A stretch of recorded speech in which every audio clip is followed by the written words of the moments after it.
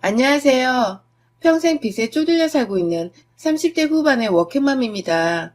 시작부터 제 소개를 하자니 너무 할 게 없어서 오죽했음 빚 많은 걸 자랑이라 썼겠냐마는 여러분들의 너그러운 이해를 부탁드립니다.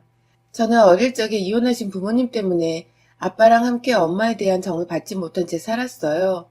지금까지도 평생을 그렇게 살고 있으니 더 정확히 말하자면 엄마로부터 받은 사랑이나 정을 아예 기억하지 못하며 그 기분조차 모른다고 표현하는 게 더 정확하겠네요.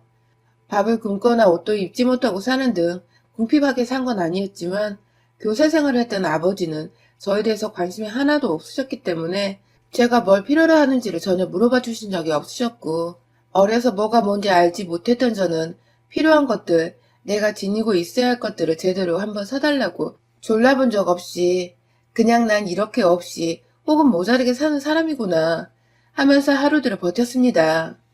생리가 터졌을 때에도 전 그게 평생 줄줄 흘러내릴 줄 상상도 못한 채 그냥 무작정 생리대를 살 생각도 못한 채 학교에 등교를 했었고요. 자녀를 학교에 바래다 주던 어느 고마우신 학부모분의 도움을 받고서 등굣길에 주변 마트에서 생리대도 공짜로 받고 급하게 선생님께 양해를 구하고 집으로 돌아가 옷을 갈아입을 수 있었어요. 전 아직도 그날 내가 다른 사람으로부터 도움을 받지 못했더라면 학교에 가서 얼마나 많은 남자애들 그리고 여자애들한테까지 놀림을 받았을까 싶어서 아찔하답니다. 그 정도로 저한테는 감사했던 날과 동시에 다시는 기억하고 싶지도 않은 그런 날이었죠. 학교 다니는 내내 아빠로부터의 제대로 된 보호나 보살핌 받지 못한 채 그저 독립적으로 사는 게 인생이란 걸 일찍 깨닫고 살았고 대학을 들어갈 때 입학금 말고도 도움을 주려 하질 않으시니 저 혼자 알바도 하고 장학금을 받아가면서 대학을 겨우 졸업했습니다. 누가 보면 제가 정말 불우한 가정에서 나고 자란 애인 것 마냥 학교에서 선생을 하면 정년도 보장되어 있고 대학 등록금 정도는 대줄 만한 돈도 벌고 있는 아빠가 있음에도 전 완전히 고아나 다름이 없었어요. 뭐 그마저도 너무 익숙해진 터라 이제는 더 이상 불만이 있지도 않고요. 진작에 대학 졸업하면서 아버지와는 완전히 연을 끊어버렸거든요. 하고 싶은 게 딱히 없었고 오로지 돈만 많이 벌어서 풍족하게 살고 싶었습니다. 점점 자라고 사회에 발을 디디게 되면서 다른 또래의 여자들은 너무나도 예쁘게 그리고 늘 웃으며 행복하게 사는 것 같은데 저 혼자만 세상 침울한 표정을 한 채 불쌍하게 살고 있는 것 같다는 느낌을 내내 지울 수가 없었거든요. 열심히 공부를 했고 과외 알바가 쏠쏠했음에도 이것저것 경력이 될 수 있는 인턴이며 봉사활동까지 시간을 100단위로 쪼개 쓰면서 스펙을 쌓으려고 했고 그 덕인지 저는 다 밝힐 수는 없지만 전공을 살려 한 회사에 취직을 했습니다. 제가 기대했던 만큼의 연봉을 받았고 그래서 남들은 상사 욕하며 회사 욕에 뭐해 아주 누구 15되는 재미로 살 때 전 뭐가 그리 재밌고 즐겁고 또 감사한지 회사에서 상사가 아무리 욕받이라고 욕을 해줘도 월급만 주면 다 너그럽게 용서가 된다는 마인드로 살았습니다. 태생이 돈을 쓰고 잘하지 못했던지라 돈을 제대로 쓸 줄도 몰랐고 그냥 월급 통장에 턱턱 넣어두는 게 전부였고 그렇게 살다가 딱 한 번 직장 동료의 주식 얘기에 홀려당 빠져서는 함께 주식에 돈 3천만 원을 꼬라박았다가 2천만 원의 수익을 얻기도 했었어요. 그 바람에 하지 말아야 할 짓을 해버렸죠. 주식 한 방으로 개고생하며 일해야 버는 돈을 쉽게 벌었던 생각에 수중에 있었던 돈의 3분의 2가량을 겁도 없이 쏟아 부어버렸고 결국 여러분들이 예상하시는 대로 그걸 다 홀라당 잃어버리고야 말았습니다. 몇 년간 돈 모으는 재미로 살았었는데 그 돈 한번 제대로 써보지도 못한 채 다 날려버리고는 30이 넘어서 다시금 통장 잔액 0부터 인생을 시작해야 했어요. 내 인생에서 돈을 이렇게 잡힐 듯 하다가 떠나가는 무용지물의 것이구나를 절실히 깨달으며 그때부터 본격적인 제 인생의 이막이 시작되었습니다. 악착같이 돈을 벌면서 악착같이 돈을 모으고 내 앞으로의 인생을 준비하기로 한 것이죠. 결혼 생활이 좋다는 생각을 단 한 차례 해본 적도 없었고 알지도 못했기 때문에 결혼은 당연히 상상 안 했던 것이고요. 제가 인기가 없기도 했었지만 평생 독신으로 살겠다는 마음으로 이성교제에는 완전히 마음을 비운 채 사는 정도를 정말 일이나 더 열심히 했어요. 그런데 참 여기 사연에서도 저 같은 분들이 많으셨던 걸로 기억하는데요. 저도 정말 꿈에도 생각지 못했던 순간에 결혼을 하게 된 남편을 만나게 되었어요. 같은 부서의 상사가 사표를 내게 되면서 여러 동료들을 술자리에 초대했고 그 자리엔 저는 얼굴도 모르지만 상사와는 동료로서 오래도록 일을 했던 같은 회사의 직원분들도 여러 참석을 했었어요. 단순히 인사를 드리는 자리니까 딱히 어색하단 걸 모르겠어서 상사한테 지지하는 채 술을 주고받으며 허심탄회하게 직장 얘기를 하고 그러다 퇴직 얘기가 나오며 자연스레 저도 술김에 혼자 살고 싶다는 둥 그냥 인생이 너무 힘들었다는 등 별 하지 말아야 할 얘기까지 해버리고 말았는데 그걸 저희 남편이란 사람은 변태도 아니고 그게 그렇게 매력적이었다며 그날 술자리에서 제 번호를 따간 겁니다. 지금 생각해보면 제가 경력도 있고 겉보기에 멀쩡해 보이는데 혼자 산다고 하니 모아놓은 돈은 많겠구나 하면서 저한테 대시를 한 것 같아요. 하지만 그걸 하나도 눈치채지 못했던 저는 멀쩡하게 생긴 호리호리한 사람이 저한테 대시를 하니까 연애만 해보지 하는 마음으로 몇 번 만났다가 하도 사람이 젠틀하고 매너 좋은 게 보고 자란 아빠와는 너무 달라서 이런 사람이라면 더 오래도록 만남을 지속해도 되겠다. 연애를 더 깊이, 더 오래 하다 결국 결혼을 했어요. 절대로 제 선택에 후회가 없었고 우리 엄마 아빠처럼 살지 않을 자신이 너무나도 있었는데 결혼하고 나서의 팔자는 정말 식장 들어가기 전까지는 모르더라고요.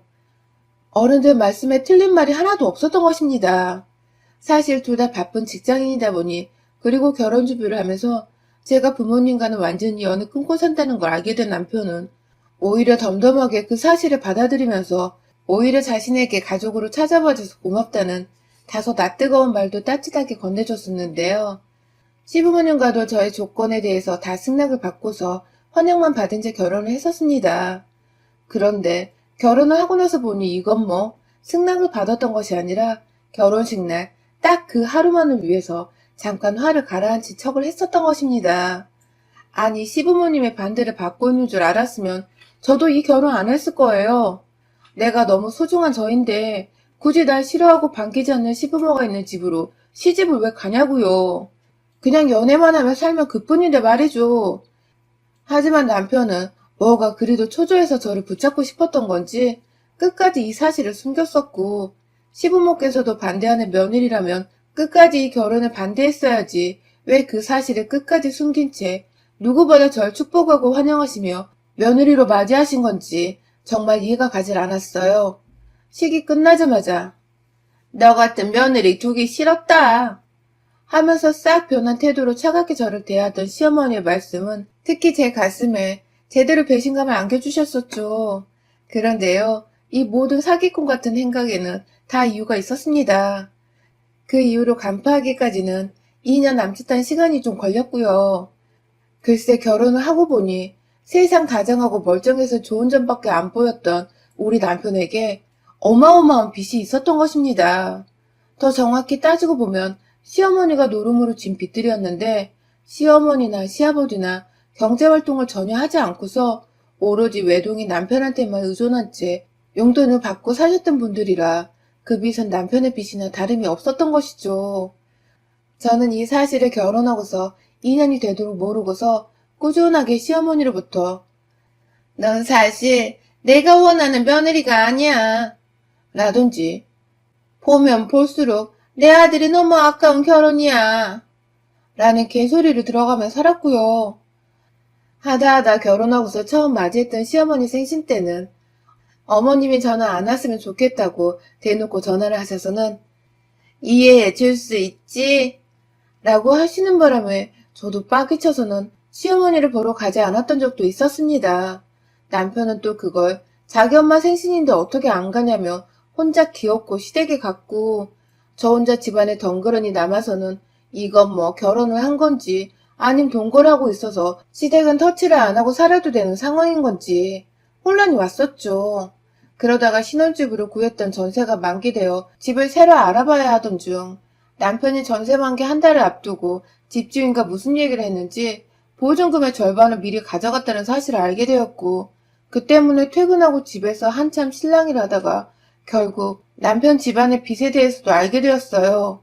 아무리 그래도 그 전세 보증금의 반 이상은 다 제 돈이었는데 그마저도 청약에 당첨된 집이 있는데 아직 입주 기간이 아니라 임시로 살 전셋집을 구해야 된다고 해서 제가 일부러 나서서 전셋집을 구했던 건데 엄연히 제 돈인데 그걸 멋대로 가져가서는 자기 집안 빚을 갚는데 보태다니. 이게 사기가 아니면 도대체 뭐가 사기냐고요. 정말 배신감이 이루 말할 수 없는 순간이었습니다. 그리고 또 분명히 자기가 진 빚을 남편이 제 돈을 통해서 갚아낸 것을 알고 있었을 텐데도 꾸준히 저를 싫어하고 탐탁치 않아 하면서 쓴소리 막말을 구분하지 못하고 뱉어냈던 시어머니에 대한 분노가 동시에 치솟아 올랐습니다. 무슨 자신감으로 그렇게 꾸준히 저를 싫어하셨나 싶어서 확 울분이 터지더라고요. 그때는 정말로 뒤도 안 돌아보고 내 돈 갚아내라며 갈라서면서 완전히 남남이 될 작정으로 전세 만기와 동시에 혼자 살 집을 구해서 집을 나갔어요. 혼자 변호사 사무실을 찾아가 소송 준비도 했고요. 그런데 이 무슨 운명의 장난인지 제가 얼마 지나지 않아 임신한 사실을 알게 되었어요. 이혼이고 뭐고 내 아이마저 나처럼 한부모 가정에서 자라게 할 수 없다는 부담감과 두려움이 동시에 몰려왔었죠. 결국 임신 사실을 남편에게 알렸고 남편은 그게 다 하늘이 주신 마지막 기회라며 잘못했다고 또 용서를 구하니까 저도 별 수 없이 받아들인 척을 하며 아이를 위해 다시 살림을 합쳤어요. 당연히 전세금을 다 돌려주겠다는 약속도 받아냈고요. 아이를 키워야 하니까 더더욱 돈 관리를 철저히 해야 한다며 남편에게 제대로 겁도 줬습니다. 또다시 이런 일이 있으면 아이고 뭐고 당신은 당신 집안 빚에다가 내 아이 양육비부터 양육권까지 나한테 넘겨줄 각오를 해야 할 거란 겁박도 하면서 말입니다. 그렇게 저희는 제가 임시로 구했던 그 원룸에서 남편과 다시 살림을 합쳤다가 또 원룸 계약이 만료된 후에는 도무지 모아놓은 돈이 없는데 전세를 구하긴 버거워 결국 피눈물을 무릅쓰고 시댁에 들어갔어요. 돈을 아끼기 위해서이기도 했고 내 돈 갚게 하기 위해서 채무자의 집으로 채권자인 제가 들어가기로 한 것입니다. 그렇게 저는 자연스레 시댁에서 살게 되면서 남편이 제 눈치가 보였는지 시어머니의 입을 완전히 틀어막아 버린 덕분에 나름 불편은 했으나 참고 살만한 정도였고 아이를 낳은 후에는 저희가 회사를 가야 하니까 자연스레 시어머니께 부탁을 드리게 되었는데요. 그쯤부터 문제가 다시 시작되었어요. 시어머니와 저의 갈등 말입니다. 그간 남편 눈치를 보면서 저한테 제대로 말을 못 붙이고 계시던 시어머니는 사실 더 따지고 보면 아예 무시를 하시는 것이었거든요. 제가 퇴근하고 남편보다 먼저 들어가면 본체만체 하시면서 네 엄마 왔다 하면서 말도 제대로 못 알아듣는 아이를 거실에 혼자 내버려뒀다가 본인은 육아 퇴근을 외치며 절 한번 흘겨보시곤 방 안으로 들어가셨죠. 이런 적이 한두 번이 아니었어요.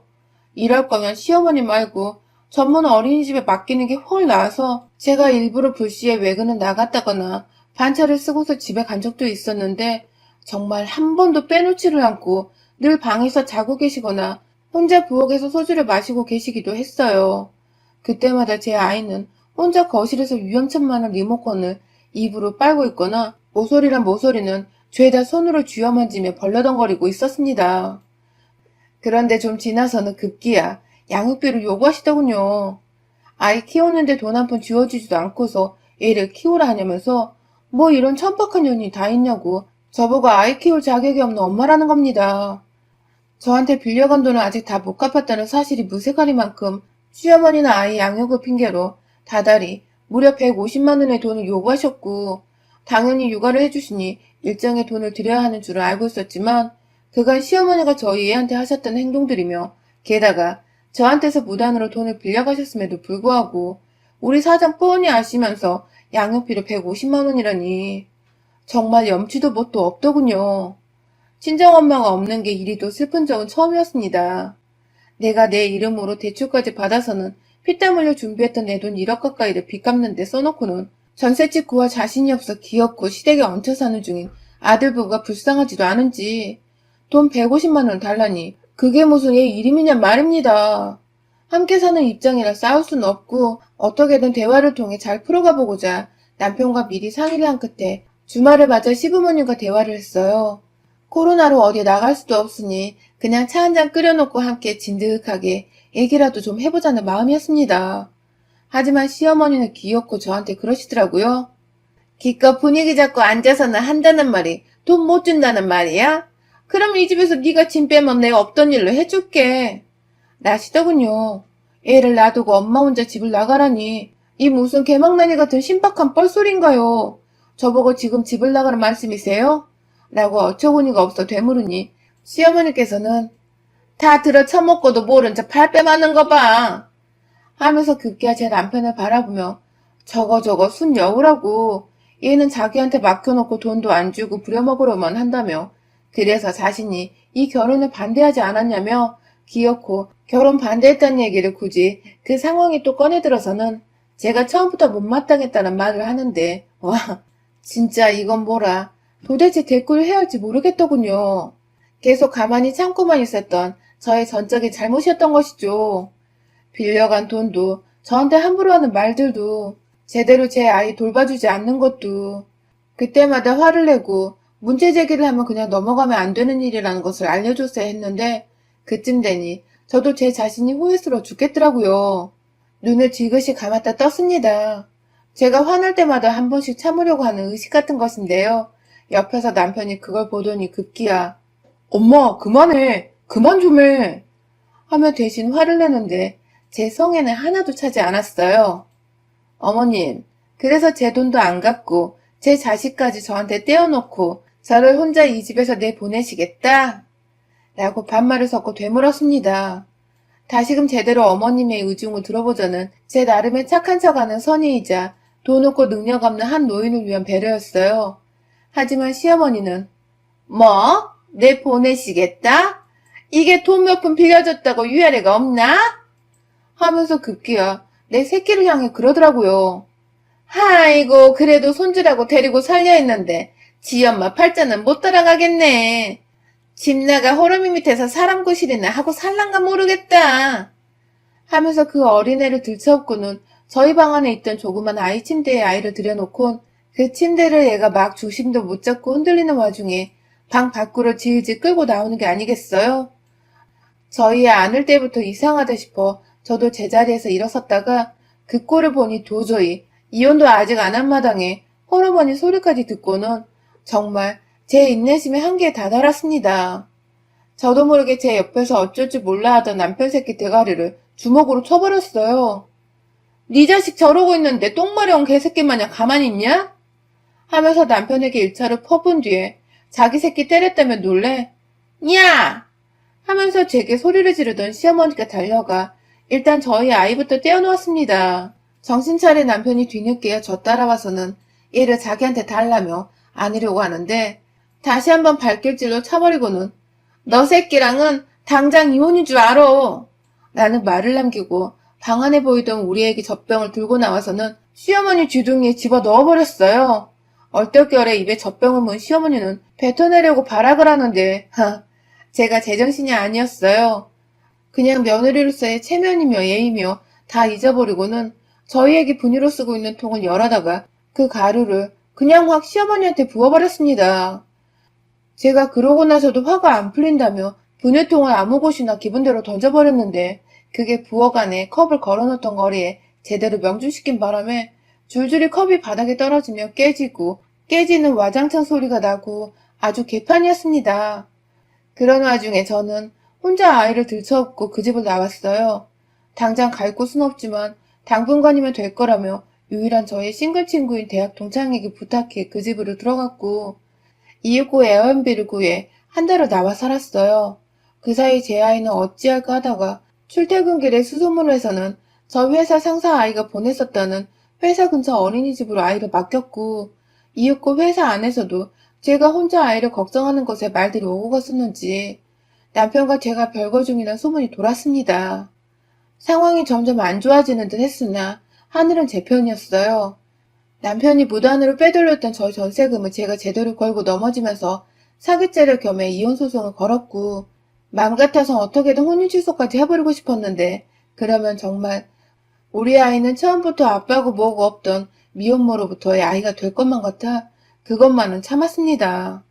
저한테 아이 어린이집 그리고 법률 조언까지 해줬던 상사는 급기야 너무 분하다며 본인 스스로 저희 부부의 진실에 대해 회사에 소문을 내주고 다녔고, 그 덕에 말빨 좋은 상사 덕에 남편은 완전히 회사 내에서 쓰레기 취급을 넘어 상대 못할 말종 취급을 당했어요. 본인은 저한테 소송 걸리고 제가 남편뿐만 아니라 시어머니를 향해서도 혼인 파탄의 책임을 물어 위자료 소송을 걸어버린 바람에 줄줄이 소송 해결의 위자료, 그리고 앞으로의 양육비 지급과 제 전세금을 갚아내려 돈이 필요했을 텐데 직장은 다녀야 하니 얼굴에 철판을 까고 출퇴근을 하는데, 지난번에 보니 유부남 유부녀 동료들 사이에서도 밥도 혼자 먹고 완전히 아싸가 되어서는 지내고 있더라고요. 그래도 사내왕따로 고소당할까봐 일감은 조금씩 주면서 공적인 관계만 맺고 있고 말이죠. 지 아들이 딱 죽기 직전의 상태로 돈을 벌고 있는 걸 눈치챘는지 딴엔 엄마라고 저희 회사까지 찾아와 제 앞에서 울고 불고 무릎 꿇고 잘못했다고 사과를 하러 온 시어머니. 사람들 앞에서 창피하지도 않으신지 자신이 너무 실수를 한 것 같다며 자기 아들이 돈을 벌어야 하는데 그걸 죽지 못해 하고 있다며 저를 너무 그리워한다고 막 제 발을 붙잡고 팔에 매달리고 정말 눈 뜨고 못 볼 정도로 사람이 한순간에 딱해졌더군요. 그러나 전 그런 시어머니의 모습에 더욱 희열과 쾌감을 느꼈습니다. 제가 싸가지 없다고 하셔도 상관없어요. 시어머니는 제게 그런 일을 당할 만큼의 죄를 저질렀고 지금 그 죄값을 하나씩 받아가고 있는 중이신 거니까요. 인생은 다 돌고 도는 법이거늘 사람한테 잘못하고 죄 짓고 살면 얼마나 말년이 고통스러운지를 피부로 다 느껴보시도록 제가 끝까지 도와드리고 지켜볼 겁니다. 여러분의 생각은 댓글로 남겨주세요. 오늘도 시청해주셔서 정말 감사합니다.